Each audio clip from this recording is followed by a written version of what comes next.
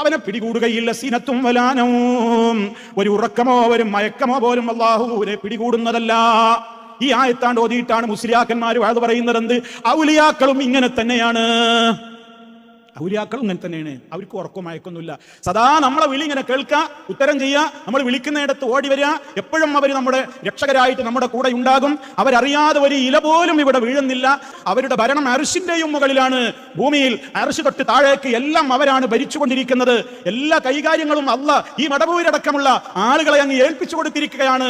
അതുകൊണ്ട് അവരിപ്പോ അള്ളാഹുവിന്റെ പദവിയിലാണുള്ളത്. അതുകൊണ്ട് അവർ അനല്ലാ അനല്ലാ എന്നൊക്കെ പറയും. അതൊരു പ്രത്യേകമായ അവസ്ഥയാണ്.